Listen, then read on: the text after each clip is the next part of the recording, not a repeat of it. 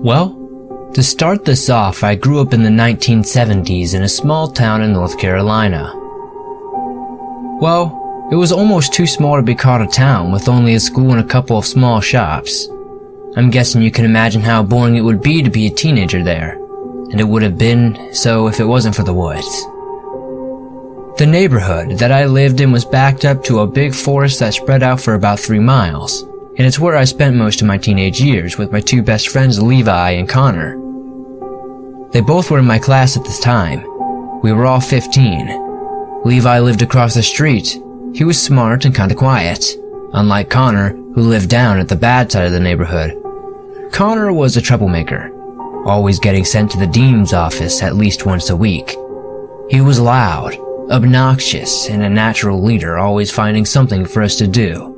Be it legal or not, when he was around, we were never bored. It was the beginning of the summer holidays, and Levi had called for me. We went down to get Connor, and he was messing around with his younger brother's scooter in the front yard. We asked him if he wanted to go into the woods, and he said yes. Now, just in case this may be necessary, Connor had almost black shaggy hair, the most beautiful eyes. One was a light blue while the other was a brownish color. He always wore scuffy red Converse shoes and a denim jacket, and of course, I just had the biggest crush on him. While Levi had style brown hair, brown eyes, and freckles and was considerably shorter than me. Then there was myself, a red-headed brown-eyed girl that had quite a lot of people scared of me due to me being hyper. I was always ready to go somewhere or do something, and I was always talking about something. Anyway, we made our way into the woods and started walking into a random direction. We did this for fun, just to see what happens. Usually, we would try to get lost and try to find our way back, which most of the time just led us to being late for dinner and getting sent to our beds early, or worse for worse, getting grounded. But we did it anyway.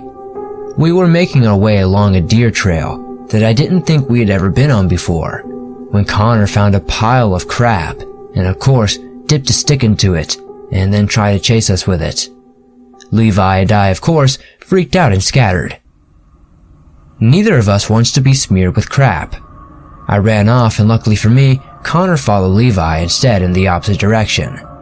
After a while of them not coming back, I began to think they had left me, and I was furious.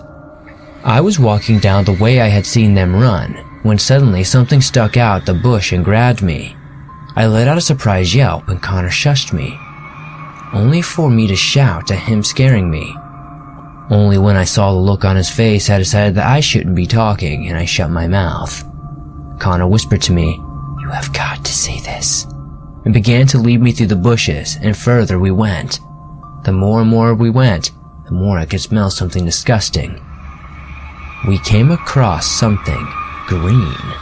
Levi started staring at the ground with a weird expression on his face. I was about to ask what was wrong, but Connor tugged me past him a few more feet, away to where there was this ditch, and in the ditch, I could only describe as something out of a nightmare. It was a body. It was a purple-blue color. It almost looked swollen. The stench was so terrible I had to cover my mouth with my jumper so as not to gag. I backed up to where Levi was. Connor stood looking into the trench for about 5 more seconds before he walked back over to us. "Cool, huh?" he said with a grin. Levi gave him a disgusting look before saying, "No, it ain't cool. We need to go home and call the police." "What? Why?" What do you mean, why? There's a body dumped in the woods, Connor. It's clearly been murdered." "No, man, it's so cool. We cannot get the police. If we do, they're gonna take this away and think we were the killers." "Why would they think it was us?"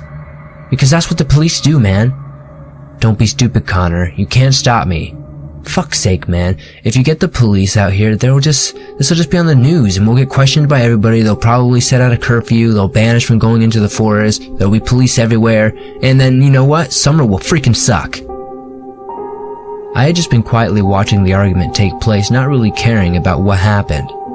But that got me, and there was no way in hell I was going to let my summer get ruined. Connor's right. What? You're not serious. Levi, we have the whole summer left to do whatever we want. Do you really want to spend it inside with a curfew? Yeah, man, 2 against 1. Come on, you can't do anything stupid. Levi looked crushed. Fine, but I'm not coming near this again. Connor had let out a whoop of joy, and we had made our way home listening to him talk about how cool it would be and how this would be our secret. Well, the secret didn't last very long, as by the end of the week Connor had shown all the rest of our friends, and it was a miracle that nobody did call the police. But I guess that just goes to show how close everybody was. We were like one big family, and almost like all families, we had our secrets. The body remained there for the rest of the summer. I only went up a few more times and it had gotten less interesting. As each time we went, there were only bones left. Anyway, on the last week of summer vacation, we decided to have a big camp out with all of our friends. There was me, Levi, Connor, Josh, and Walsh. He was a loud-mouthed boy with mousy hair and blue eyes. Alice was there as well. She was a quiet girl with straight brown hair. Courtney was there, who I could only describe as the only girl I actually saw as a friend, probably because she was the only one who put thought into things and didn't have a bratty attitude. And then there was Kenny, the kid whose garden we were camping in. He had sandy blonde hair, brown eyes, freckles. His dad owned the biggest garden, so of course we could camp there. And as an added bonus, Kenny's garden backed right up into the woods. And even though we had promised Kenny's mom that we wouldn't go into the woods after dark, we were definitely planning to. But unfortunately, our plans were foiled by a good old Mother Nature, as she decided to make it rain. So all 7 of us piled into this big tent, which belonged to Courtney. We played cards for about 2 hours, making up new games with crazy rules.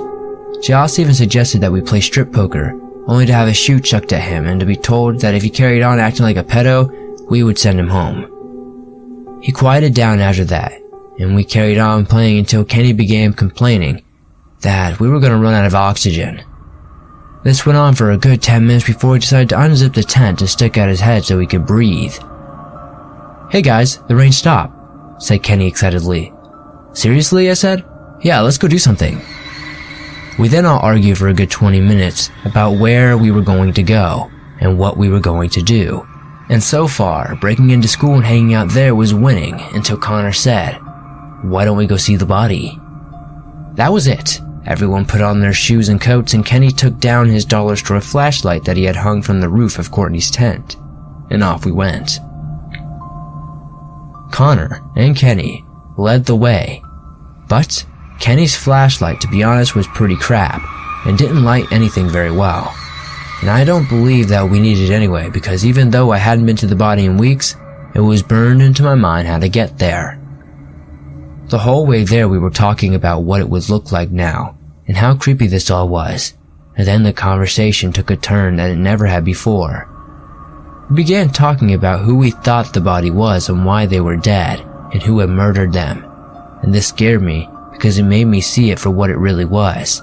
A dead body of a murdered person hidden by someone in the woods, and we had never reported it. I brought this issue up to Connor, who simply stated, "It's too late now, there's probably only bones left, and even if we did tell the police, we would get in trouble for holding off for so long."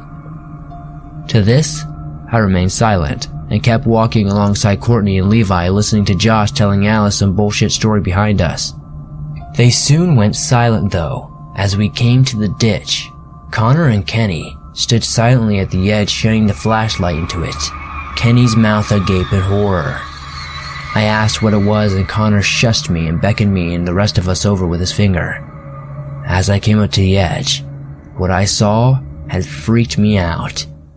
In that ditch was something piled on top of the original body. It was wrapped in a yellow floral pattern bedsheet, and it was tied with some sort of string at the top to make it not slip off. Everyone stood silent for what felt like hours, but in reality, it was probably only a couple of seconds before Connor pulled his Stanley knife out of his pocket and descended into the ditch.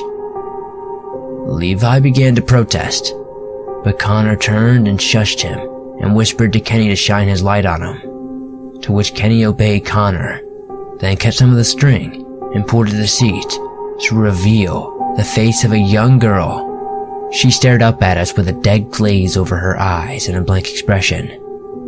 I felt like I was going to be sick, and apparently so did Levi, as he began to violently retch, and he turned away. I couldn't turn away no matter how hard I tried. I was mesmerized. Connor suddenly jumped back, with a look of sudden realization and horror crossed his pale face as he began to scramble up the side of the ditch. Josh helped him up, and a chorus of what happened and what was it began, only to have him frantically shush us. With a shaking voice he said, "It's dry as bone." A feeling of absolute dread settled in my stomach. If you don't get what the big deal was, it had rained only an hour earlier, and everything was wet, and this body was dry, which means that it had been put here recently. Everyone was silent. Then there was a noise behind us across the ditch, and my heart was in my throat. As we turned around and Kenny quickly pointed his flashlight at where the noise was coming from, then, click. Suddenly from across the ditch came an extremely bright light illuminating us and making the person holding the light impossible to see. "Run!" yelled Connor, grabbing me by the arm, and everyone sprinted, and whoever it was with the light sprinted to where we were. They were running violently, randomly illuminating trees and brushes that scared the shit out of some deer. And then suddenly, it went off. I felt my heart stop and Connor was muttering, "Shit, shit, shit, where the heck is he?" under his breath as we ran for our lives. I tried listening to hear if a guy was still coming after us, but everything was so blurry I just couldn't keep track of who was doing what and where the noises were. Levi stumbled, and a couple of seconds later, face streaked with tears of fear, followed by Josh. We huddled together and everyone began blabbering out what the heck was going on, and who was that, and what do we do if he finds us? But then Courtney spoke up. "Where's Alice?" Everyone went silent and looked towards the woods in fear, until Levi spoke up. Kenny, go get your dad." Connor looked over to glare at Levi before turning to Kenny and barking, "No, Kenny, don't get your dad. Let's think about this, okay?" What do you mean, let's think about this? He will call the police, and don't you think the police are gonna believe us? I don't think so. This arguing went on for probably 5 more minutes, until eventually, everybody shushed up. Kenny begins pounding on his back door, and this goes on for about 5 minutes before Mr. Stokes opens the new door with a red face. "What are you guys doing? What are you playing, boys? 2 in the goddamn morning," he hollered. "Dad, Alice is in the woods." "What? She ran in when we were playing tag and she hasn't come back out. We think she got lost." Mr. Stokes stared off into the woods for a bit, squinting, trying to see beyond the tree line before muttering an okay and repeating into the house, to only 5 minutes return with a big flashlight. He stomped off into the woods and we all waited for about 20 minutes before he returned and said, "Fun's home, kids. Go home, get your fathers, and tell them to bring flashlights." And that was it. We all went home, told our parents what was going on, and the men went into the woods to look for Alice. While the woman stood around in Kenny's backyard, we were all told to stay at home, to which I didn't. I crossed the street and knocked on Levi's door. He answered it and I stepped inside, and apparently Connor had the same idea, as he was sitting on the sofa in Levi's room, eating some chips. "Do you think they'll find her?" I asked quietly. "Yeah, she's probably just panicked and got herself lost," said Connor. "And what if he got her? What if she's dead? What are we gonna do then?" said Levi, as he stood by the window looking into the dark street. Suddenly, the sound of police sirens cut through the air. "Oh no," mumbled Levi as the police cars drove down the road to Kenny's house. We watched as 2 police cars pulled up and the men came out carrying big flashlights. They walked around the back into the woods. After that, I and Kenny went home, and I watched out my window as suddenly 5 more police cars appeared at my parents' house. It was around 6 in the morning at this point. I asked my mother what had happened, and she told me that they found a body in the woods, and that it wasn't looking good. The next day, the police interviewed all of us, and we all stuck to Connor's story. They didn't find Alice, and just like he said, it would be there as news coverage. A ban on us was going into the woods, and there was a curfew for 9 p.m. And when we went back to school, there was an assembly of safety for strangers. They found Alice in the end 12 days later, chopped up into little pieces and crammed into a garbage can on the side of the road about 10 miles from her house. I have my own kids now, and since I've lost contact with all my childhood friends apart from Levi, who I now have a child to, and he recently told me that Kenny had been killed due to an overdose, we were invited to a funeral along with the rest of the kids I grew up with. I will not be attending that funeral.